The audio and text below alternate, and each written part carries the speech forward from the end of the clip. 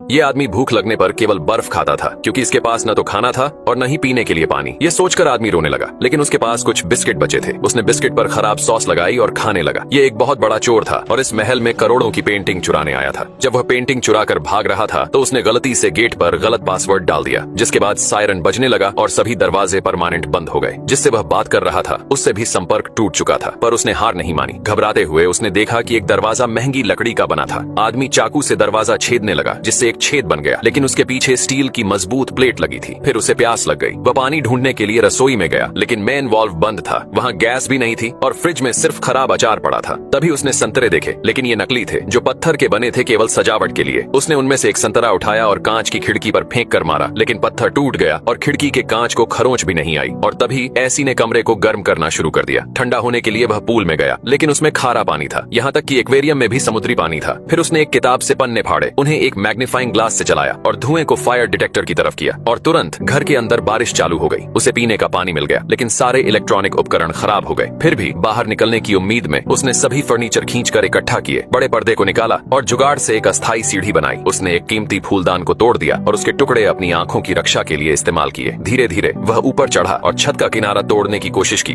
लेकिन वह सीमेंट से लगे स्क्रू से मजबूती से जुड़ा हुआ था। उसने लकड़ी से औजार बनाए और एक एक करके स्क्रू खोलने शुरू किए। अंत में जब सारे बोर्ड हटा दिए गए तो उसने आखिरी स्क्रू निकाला। उसने दीवार पर एक संदेश लिखा, सीढ़ी पर चढ़ा और आखिर में आदमी वहां से बाहर निकल गया।